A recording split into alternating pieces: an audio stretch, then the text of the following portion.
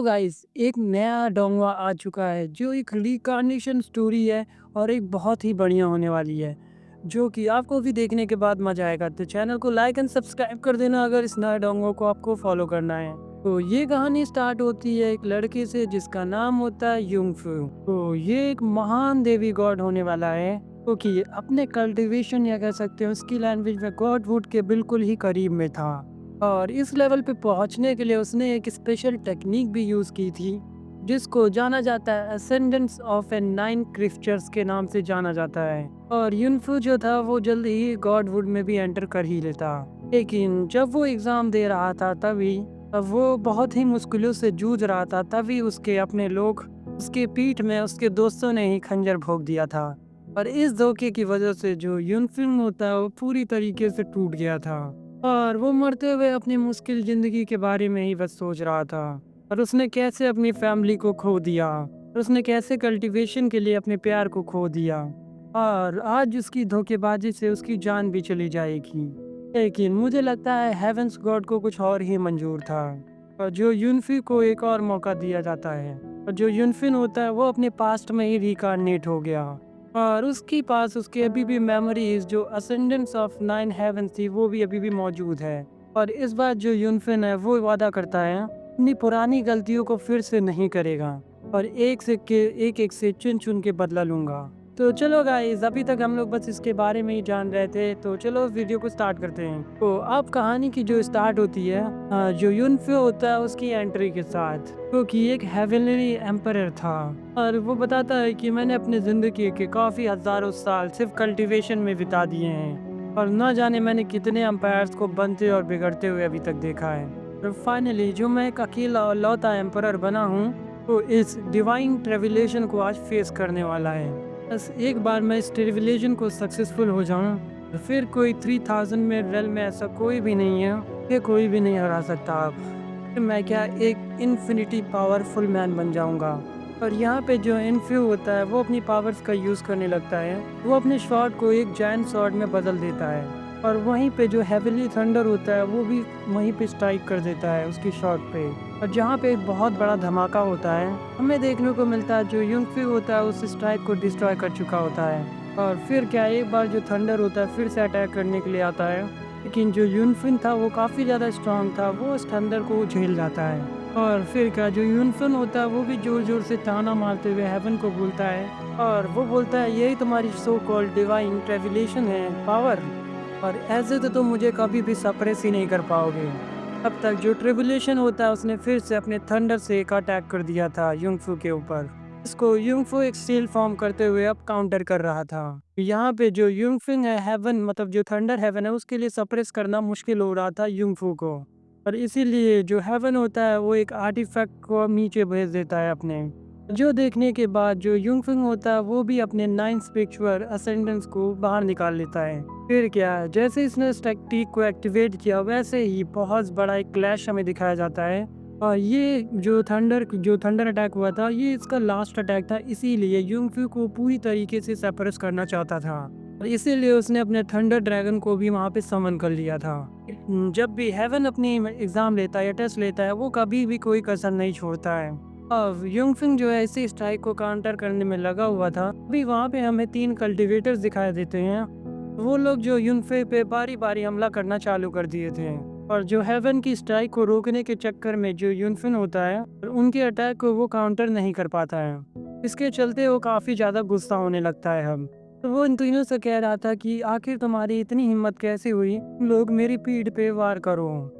जिस पे वो लोग बोल रहे थे कि तुम्हें मारने का बस यही एक मौका है। अब तुम सबसे ज्यादा कमजोर हो जाओ तभी तुम्हें मारा जा सकता है। और वो तीनों ने यूनफिन पे मिलकर पाम अटैक रिलीज कर दिया था जिनको यूनफिन जो है डिस्ट्रॉय कर देता है। लेकिन इन तीनों ने जो मतलब हेवनली जो आर्टिफैक्ट होता है उसके साथ अपनी पावर्स को ही मर्ज कर लिया था। इससे जो हेवनली थंडर का जो इम्पैक्ट होता है ये और भी ज़्यादा भयंकर हो जाता है। यूनफी जो होता है इस हमले को चाह के भी नहीं रोक पाता है और फाइनली वो पूरी तरीके से घायल होके वो नीचे की तरफ गिर रहा होता है। और यहाँ पे वो उस एग्जाम में भी फेल हो गया था और यहाँ पे हमें दिखाया जाता है वो जो 3 कल्टीवेटर्स होते हैं और यहाँ पे इन तीनों कल्टीवेटर्स का नाम भी बताया गया। जो पहले कल्टीवेटर फीमेल थी इसका नाम था यूई और दूसरा था टियांग यून और तीसरा कल्टीवेटर है जिनहू। ये तीनों भी हेवली एम्परर्स थे। और जिनफू उसका मजाक उड़ाते हुए बोलता है, ने कभी शायद इस सपने में भी नहीं सोचा होगा हमारा इस तरह से अंत हो जाएगा। और तू किसी कुछ देर बाद ही इस हेवन को छोड़कर कुछ देर बाद ही तू उसमें मतलब नर्क में चला जाएगा। और जो यूनफिन होता है इन तीनों को देखने के बाद काफी ज्यादा हैरान होता है। मैंने तो तुम्हें हमेशा अपना दोस्त माना था, लेकिन तुम लोगों ने ऐसी गद्दारी की है मेरे साथ। और जिस पे यूयन जवाब देते हुए बताती है, और इस दुनिया में जो है स्पिरिचुअल एनर्जी ज्यादा मात्रा में मौजूद है, साथ ही जो गॉड्स की पोजीशन है वो भी बहुत ही लिमिटेड है। अगर तुम इस ट्रिबुलेशन को सक्सेसफुली पास कर लेते हो तुम एक गॉड बन जाते हैं। और फिर क्या, हम तीनों का जो गॉड बनने का सपना था वो पूरी तरीके से टूट जाता। और इसी वजह से हम तीनों ने डिसाइड किया है कि न तुम्हें ही रास्ते से हटा दिया जाए।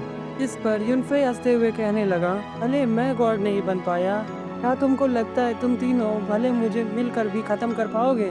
और तुमको लगता है तो तुम्हारे जितना बड़ा बेवकूफ मैंने कभी भी नहीं देखा। ये मत भूलो कि मैं नाइशन मार्शल गॉड का मैं यूनफे हूँ। और जो इतना ही कहते हैं, जो युंगशन होता है उसने 9 फॉर्म थर्मा फॉर्म को एक्टिवेट कर दिया था। जिसको देखने के बाद जो यूएन होती है पैनिक होने के बाद, और ये बंदा जो है खुद को तो मारना चाहता है लग रहा है, पता है ये अपने को अपने साथ ही ले जाएगा। और इसीलिए वो जो तीनों होते हैं वहां से भागने की कोशिश करने लगते हैं, लेकिन जो यूनफे का धर्मा फॉर्म होता है वो उनके पास आ चुका था। और वो अब इन तीनों को जो है अपनी सुप्रीम डिवाइन पावर का यूज करते हुए तीनों को चकनाचूर कर देता है। इन तीनों की तो मौत की सजा मिल गई, लेकिन जो युंगफिंग होता है ये काफी ज्यादा अपनी पावर्स का यूज कर लिया था। साथ ही जो उसका थंडर प्रिविलेज आखिरी अटैक की वजह से उसकी जो पूरी बॉडी थी वो डिस्ट्रॉय हो चुकी थी। और यहाँ पे हम लोग युंगफिंग की चेहरे पे बिल्कुल मायूसी देख पाते हैं। और उसने अपने लाइफ में उन सभी लोगों को खो दिया जिनको उसने चाहा, उसकी फैमिली, उसकी गर्लफ्रेंड, उसके परिवार वाले, सब कुछ। और आज वो अपने आखिरी पलों में भी जो उसके दोस्त थे वो गद्दारी कर दिए, जिसकी वजह से आज वो भी मारा गया। और वो फिर अपनी थोड़ी सी पुरानी चीज़ों को याद करते हुए बोलता है कि ना जाने अपनी ज़िंदगी में मैंने कितने गलत फैसले लिए हैं, जिनका मुझे हमेशा पछतावा रहेगा। लगता है कि जिनको मैं कभी सुधार भी नहीं पाऊंगा। और ये सीन यहीं पे कट हो जाने के बाद हम लोग यूनफिंग को देख पाते हैं। इस पर एक बंदे ने बड़ी जोर से लात मार दी थी। और जो यूनफिन होता है वो काफी ज्यादा यहाँ पे कंफ्यूज हो जाता है। और वो दिल में कहने लगा कि ये सब हो क्या रहा है, मतलब दिमाग में ही कहने लगा कि ये सब हो क्या रहा है। और मुझे अच्छे से याद है कि मैं थोड़ी देर पहले तो मर चुका था, फिर लेकिन ये बंदा मुझे पीट कैसे रहा है। और इधर जो ये बंदा होता है वो यूनफिन से कहने लगा, चल रेंगते हुए आ मेरे पाँव पकड़ ले और मेरे सामने अपनी नाक रगड़, मैं इसके बदले में बस तेरी एक ही टांग तोड़ूंगा। और इस बंदे का नाम है किनफिन। ये बॉडी रिफाइनिंग का तीसरी लेवल का कल्टीवेटर है। और साथ ही जो वहाँ पे डिसाइपल थे वो यूंगफिंग की मजाक उड़ा रहे थे। और यहाँ जो यूंगफिंग होता है वो हद से ज्यादा ही कंफ्यूज हो रखा था। तो वो किनफिंग से कहने लगा, तो कई सालों पहले मारा गया था, तो दोबारा से वापस कैसे आ गया? जो किनफिंग होता है वो यूंगफिंग पे भड़कते हुए बोलता है कि मुझे कर्ज देने की हिम्मत कैसे दिखाई, मतलब धमकी। इससे पहले कि किनफिंग उस पे हमला कर पाता उसके बीच में जाओ पहुंच जाता है। यहाँ पे जो यूनफिन होता है वो हैरान होते हुए बोलता है, जाओ भी तो जिंदा है। के बाद हमें यूनफिन का माइंड स्पेस सीन दिखाया जाता है। बार बार अपनी बॉडी के स्ट्रक्चर्स को चेक कर रहा था। वो कहीं सपना तो नहीं देख रहा क्या? वो अपनी पावर्स को भी चेक करता है और उसको पता चला कि उसकी जो मेरिडियंस है वो तो पूरी तरीके से सही सलामत हैं। अरे जिसके बाद वो काफी खुश होने के बाद चिल्लाने लगता है, मैं तो रिबॉर्न हो गया हूँ। यहाँ पे जो यूनफिन होता है उसकी खुशी का ठिकाना ही नहीं होता। और चलो एटलीस्ट ह्यूमन ने तो मैंने तो एहसान कर ही दिया है। यदि हेवन को भी रियलाइज हुआ होगा मेरे साथ कितना बड़ा धोखा हुआ था, इसलिए तो उन्होंने मेरी जिंदगी को दोबारा से शुरू करने के लिए और मौका दिया है मुझे। पर लेकिन ऐसी बात है, इस मौके का मैं पूरा फायदा उठाऊंगा। यहाँ पे जो जाओ होता है किंगफिंग पे अटैक कर चुका होता है, इससे वो बंदा घायल होके नीचे पटक जाता है, लेकिन वो जो बंदा होता है वो दोबारा से खड़ा हो जाता है। जो जाओ है वो बॉडी रिफाइनिंग का फर्स्ट लेवल का कल्टीवेटर है। बोलता है कि जब तक मैं जिंदा हूँ और मेरे भाई यूनफिंग को कोई नुकसान नहीं पहुँचा पाएगा। इस पर किनफिन बोलता है, वैसे तेरी मर्जी, और अगर तू इस कचड़े को बचाने के लिए मरना ही चाहता है तो वही सही। जिसके बाद वो अपनी पावरफुल टेक्निक को एक्टिवेट करते हुए सीधे जाओ पे अटैक करने के लिए चला जाता है। और उतने में यूनफिन बीच में आके उसको रोक देता है और उसके पूरे के पूरी जो पावर होती है उसको नाकाम कर चुका होता है। और ये सब देखने के बाद जितने डिसाइपल्स वहाँ पे होते हैं सबके सब शॉक हो जाते हैं। और साथ ही जो यूनफिंग होता है किनफिंग का हाथ बुरी तरीके से मरोड़ देता है। और एक जोरदार चमाट लगाता है और जिससे कि जो किनफिन होता है वो एक पतंग जैसे उड़ने लगा था। और जो यूनफिंग की इस मूव को देखने के बाद सबके मुंह खुले के खुले रह गए थे। और साथ ही जो यूनफिंग की सोल होती है उस बंदे की तरफ आगे बढ़ रही थी। मैं एक हेवनली एम्पायर हूँ जो कि दोबारा से रिबॉर्न होके वापस तुझे पता भी है कि दोबारा से रिबॉर्न होने पे कैसा फील होता है, और ये तो काफी कमाल का एहसास होता है। और वो अपनी नोटिस स्माइल करते हुए किनफिंग के ऊपर एक और पंजर देता है। वो जाके दूर एक पत्थर में घुस जाता है। यहाँ पे जितने डेलीगेटिव होते हैं सब के सब शॉक हो जाते हैं। ओके, जो यूनफिंग है वो इतना स्ट्रांग कैसे हो गया। यहाँ पे जो यूनफिंग होता है वो जाओ की तरफ अपना हाथ आगे बढ़ाते हुए बोलता है, मेरे भाई मुझे माफ करना, मुझे आने में थोड़ी सी देरी हो गई और अब मैं तुमसे वादा करता हूँ इस फुल मून एकेडमी में तुम्हें कोई भी बुली नहीं करेगा। यहाँ पे जैसे ही उसको जाओ ने हाथ थामा, जो यूनफिंग होता है उसको उठा के काफी खतरनाक जंप लगा देता है। और भाई बोलता है कि तुम्हारी मटेरियल्स तो डैमेज हो गई थी, तुमने उन्हें रिकवर कब कर ली। और जो यूनफिंग होता है उसको दोबारा से डाइस पर लेके चला आता है और उतने में वहाँ पे एक बंदी आ जाती है और जो यूनफिंग को डांटते हुए पूछ रही थी, तुमने किंग फैमिली के बंदे को घायल करने की कोशिश कैसे कर दी। ये सब देखने के बाद जो यूनफिंग होता है उसको पास की बातें याद आने लगती हैं। यही वो बंदी है जिसने मुझे काफी ज्यादा जलील किया हुआ है और इसने घायल करके उसको सबके सामने ये बताया कि तुम किसी काम की नहीं हो और तुम्हें मेरे साथ शादी करने की तो कोई औकात भी नहीं तुम्हारी। और ये है शी फैमिली की शाओ। लिंगफे सोच रहा था कि शायद मुझे हेवन जो था समय में वापस भेजने के बाद और इन सभी लोगों को मैं शायद सबक सिखा पाऊँ। इन्होंने मेरी और मेरी फैमिली को हर्ट किया था। इन्हें तो फ्यूचर के बारे में पता नहीं, लेकिन मुझे तो पता है, मैं तो ऑलरेडी सब कुछ जानता हूँ और यहाँ से आगे क्या होने वाला है। जो शाओ होता है वो एंगेजमेंट का जो कॉन्ट्रैक्ट होता है उसको दे मारा, जो कि यूनफिंग का जो फॉर्म होता है माइंड स्पेस में बोलने लगा, अरे इस मैरिट को मैं कैसे भूल सकता हूँ। बंदी ने तो वही घिसी पिटी सगाई तोड़ने वाली चाल चली थी, लेकिन इस बार जो अंजाम होगा वो थोड़ा सा अलग होगा। इसीलिए उस शाह से पूछने लगा, तुम क्या सच में इस एंगेजमेंट को काफी ब्रेक करना चाहती हो।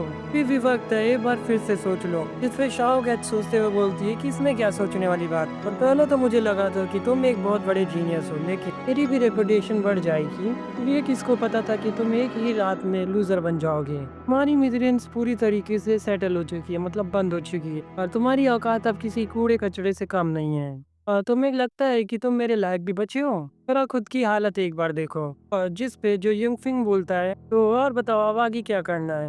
बस तुम्हें सबके सामने ये बात कबूल करनी है। मैं अब वो बात नहीं रही, तुम्हारी इतनी औकात नहीं कि तुम मेरे जैसे खूबसूरत लड़की को शादी कर पाओगे। मैं चाहता हूँ कि तुम इस एंगेजमेंट को ब्रेक करो, ताकि इस रिश्ते की टूटने की वजह सबको पता चले कि मैं नहीं तुम हो।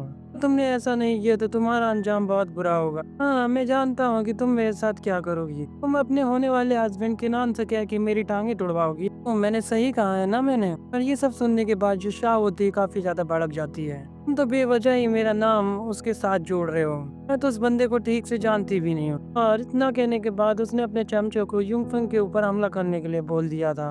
और वो लोग अपनी पावर्स को कंबाइन करते हैं और एक स्पिरिचुअल बीस्ट को बाहर निकालते हैं। जैसे ही जो यूंगफिंग होता है अपना पाँव पटकता है, वो बीस्ट होता है एक पावरफुल ब्रेक मारने लगता है, मतलब रुकने की कोशिश करता है और वो वहां से भाग निकलता है। ये सब देखने के बाद जो शाह होती है ऐसा लगता है उसके खून में आग लग गई हो। ये तो बिल्कुल ही इम्पॉसिबल है, तुम्हारी तो कल्टीवेशन पूरी तरीके से डिस्ट्रॉय हो गई थी। और जो यूंगफिंग होती है उसके पास से तेजी से गुजरते हुए बोलती है, सॉरी मैंने तुम्हें निराश कर दिया है। बड़ी दुख की बात है कि जो मेरे मेरिडियंस है पूरी तरीके से डैमेज नहीं हुए हैं।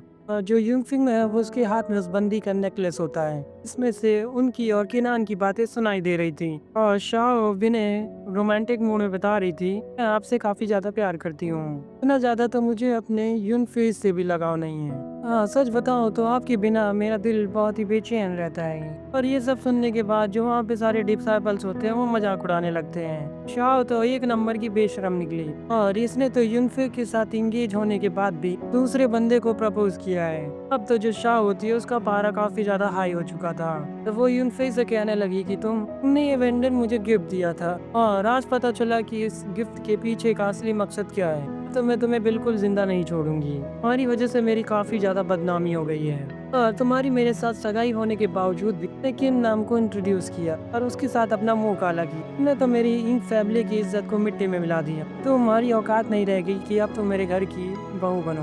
आज मैं सबके सामने तुम्हारे हुई इस सगाई को ब्रेक करता हूँ। आज के बाद तुम्हारा और मेरा कोई कनेक्शन नहीं रह गया है। ये लो तुम्हारा कॉन्ट्रैक्ट और भाड़ में जाओ। और शाओ ने ये देखा कि ये सब खुद ही कैंसिल करने के बाद और अपनी रेपुटेशन को बचा लिया है। शाओ की काफी ज्यादा बदनामी होगी। वो गुस्से में आने के बाद वो अपनी पावर्स को एक्टिवेट कर देती है। वहाँ पे उसने सॉर्ड इंटेंस का यूज करते हुए एक फ्लाइंग शॉट मारा। जो ये सॉर्ड अटैक है इसको लिम्फे रोकने के लिए ये सामने एक शील्ड फॉर्म कर ली थी। लेकिन उसकी जो शील्ड होती है तुरंत ही ब्रेक हो जाती है और वो समझ गया कि उसकी जो सोल पावर है वो अचानक से वैनिश हो गई है। और इधर जो शाओ थी जोर जोर से हंसते हुए कह रही थी तेरा तो हमेशा कचड़ा ही रहता है। और उसने तुरंत ही जो यूनफिंग है उस पर अटैक करना चालू कर दिया था। लेकिन जो यूनफिंग होता है सारे अटैक को डॉज कर ले जाता है। लेकिन जो शाओ होती है तब तक उसने उस पर मल्टीपल शॉट रिलीज कर दिया था। लेकिन उससे पहले ही जो किंग लियान होती है वो वहाँ पे पहुंच गई थी और उसने शाओ के अटैक को आसानी से डिस्ट्रॉय कर दिया था। और उसने एक ही अपने फ्लावर बैटल का यूज करते हुए उस बंदी को काफी पीछे ढकेल दिया था। इतना ही नहीं उसने एक मुंह पे उसके जोरदार थप्पड़ भी लगा देती है जिससे कि जो शाओ होती है वो उल्टी पुल्टी होकर नीचे गिर पड़ती है। और साथ ही जो किंग लियान होती है वो उसको धमका रही होती है आइंदा से यूनफे के बारे में एक भी गलत लफ्ज मत बोलना, ना मुझसे बुरा कोई भी नहीं होगा। यकीन मानो तुम्हारा बाप भी तुमको मुझसे बचा नहीं पाएगा। और इधर शाओ को पता था कि इस बंदी के सामने मैं टिक नहीं पाऊंगी, इसीलिए वो फटाक से वहाँ से कल्टी हो जाती है। और अगर उस यंग फो जो था फुर बता रहा था कल्टीवेटर्स को कि यहाँ पे अगर मेरे दोस्त जाओ को बुलू किया तुम्हारी हालत भी सेम टू सेम उसी जैसी होगी। लेकिन लोग तो अभी भी उसे लूजर ही समझ रहे थे, इसलिए वो लोग वहाँ से रवाना हो जाते हैं।